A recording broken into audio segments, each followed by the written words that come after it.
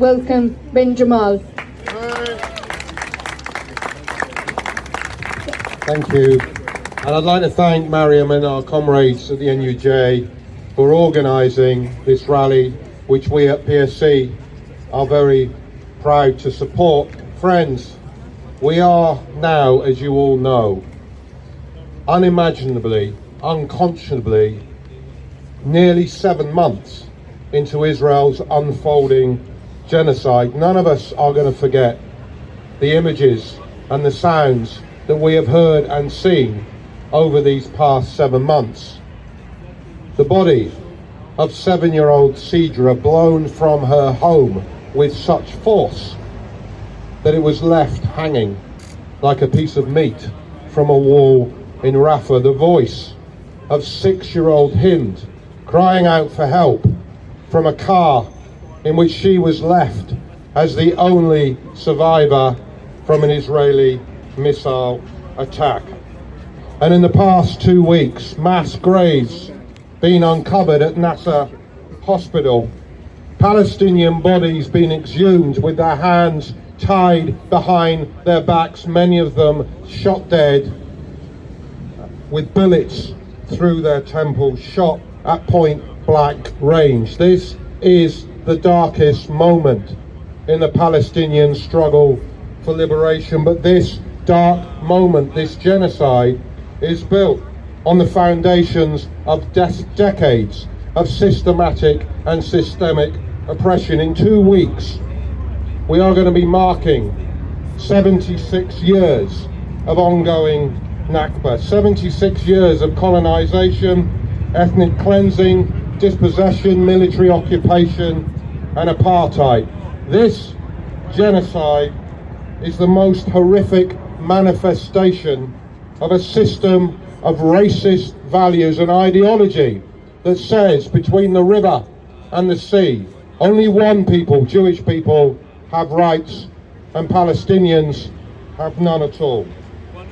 But friends, we know that Israel's genocide is not just an attack, an assault on Palestinians. It is an assault on the principles that are vital to all of us living meaningful lives. When Israel destroys hospitals and kills health workers, then it assaults and attacks the medical profession and its ethics. When Israel destroys universities and assassinates professors, that is an assault on education itself. And when Israel kills over 140 journalists and destroys media offices, that is an assault on the profession of journalism and on the principle of freedom of expression. When it kills, in less than 7 months, more than double the number of journalists killed in each of the Second World War and the Vietnam War. As the director of the Committee of Journalists said, journalists in Gaza have been paying the highest price, their lives, to defend our right to the truth. Each time a journalist dies or is injured, we lose a fragment of that truth. This genocide is a crime against all of us, a crime against humanity. That is why we say in our thousands and in our millions, we are all Palestinians. So when we march, and when we rally, and when we protest, and when we boycott, we are defending all of those principles, all of the values that enable us as human beings to live together. And friends, as we've heard tonight, and despite everything you hear in the mainstream media, our protests, our movement is not fueled by hate, it is fueled by love. It is fueled by the love that is at the heart of solidarity, a love of justice and a recognition that an injustice against anyone, anywhere, is an injustice against everyone, everywhere. A love rooted in a belief of the dignity of all human beings. a love that leads us to stand unified in our struggles against racism, recognizing that if you are truly an anti-racist, then you must stand against Israel's system of apartheid and the ideology of Zionism that underpins that system of apartheid. It is that love that is leading students right now across the US and here in the UK right now in Warwick University to occupy their campuses and call for divestment from the companies supporting Israel's oppression.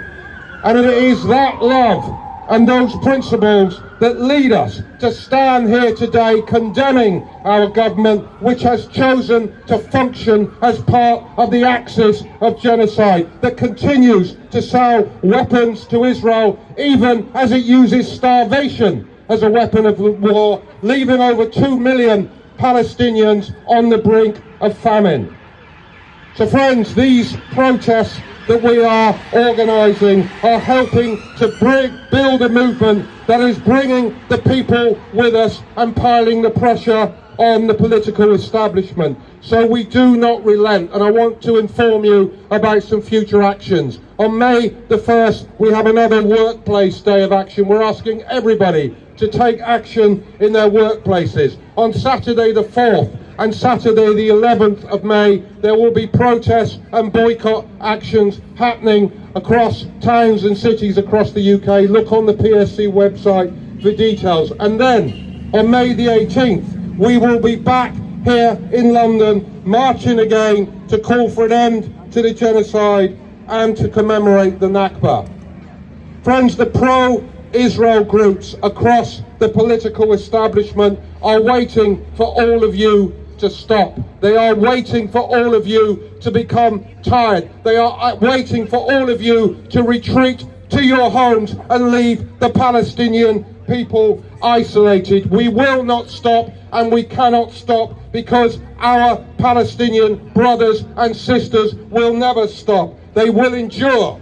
They will prevail. They will stand up again from the midst of destruction, as they have always done. Let us be inspired by the words of our beautiful comrade who's with us tonight, Ghassan Abu Sitta, in the words that he delivered to students at Glasgow University just a couple of weeks ago. He said to them this: "This is your world to fight for. It is your tomorrow to make. We will own tomorrow. Tomorrow will be a Palestinian day."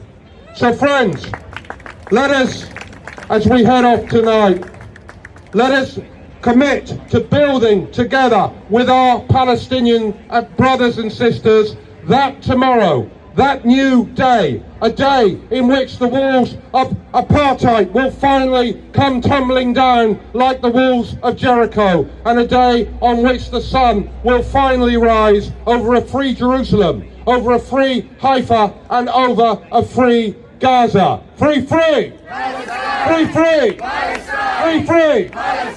Thank you.